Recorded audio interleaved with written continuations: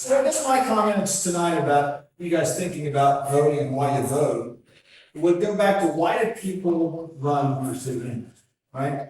I talked about why certain people ran. I'll talk about Faris's, what I think was his reason originally and that. But the vast majority of the folks on the council, I would say, have David Johnson syndrome. For those of you over 50, you remember the movie The Jerk.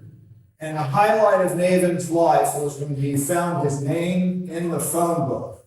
That was his highest accomplishment to that point.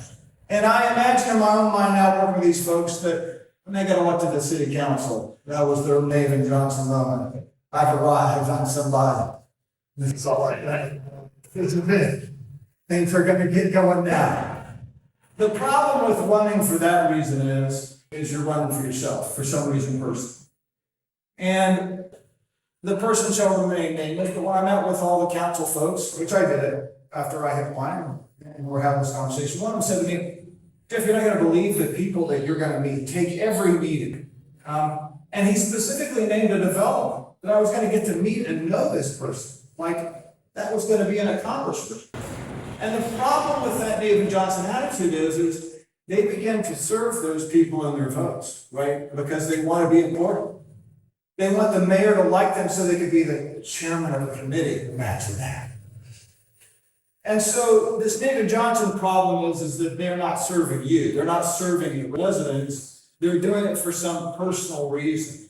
As pathetic as it is, that's what it boils down to. It's not corruption in the way of they're not on the stage, they're not getting paid money. They're cheaper than that. All you gotta do is the chamber pays for their plan and takes their call, right? You know, just be nice to them, stuff, right? At least the people in Washington, D.C. get some money.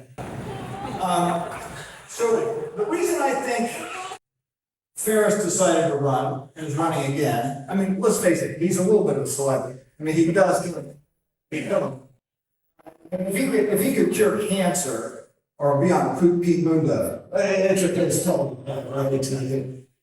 Then I'd give him a lot of trouble like that. But I will tell you what I really think the truth is. And this has been an experience I've had over the last decade or so. And I'm not going to get into culture wars, but I will tell you, for the most part in the last 10 years of my life, the biggest patriots I've met have been enemies. They believe in the dream still. We've lost it.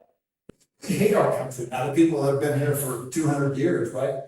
But the people who have come here recently buy into the dream of democracy, people being represented by the people they elect, doing the hard work to build a country and a community. And for all the trouble I give Faris, he's certainly not Nathan Johnson. This guy is pretty accomplished. I mean, studied Harvard, studied Mayo. He's a science researcher, virologist. So he actually might cure cancer if he doesn't have thinking about it. But I think Faris is kind of what I've seen with a lot of them. He believes in the dream. He believes in what he heard about this country was all about. And he wants to help accomplish that. He wants to help do that. And at the end of the day, whoever you're going to vote for, I will tell you, think about why they need to do the job. Because if they're doing it for the wrong reason, when we get every time, 100 things come. Me and Scott and Faris live, we disagree on things from time to time, right? But if we disagree, it's just because we disagree on the approach to the same goal. Faris and I disagree about the approach to chips. Not the fact that we need to eliminate, but it's how's the best way to get there on what time frame and how do we do it.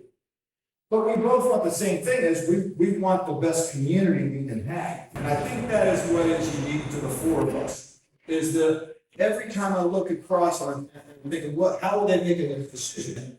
I think they're making a decision on what represents the people that put me here. How do I make Oakland Park a better place to live? Not the people who might want to live here someday. Not the developers. The people who live here right now, right? And I think that's what we try to do. I don't think we always accomplish it, and sometimes we disagree on how to get here. But that's what we're trying to do, and I know that's what Faris is trying to do every time. So that's why I'm going to get revenge on him and help you get it real.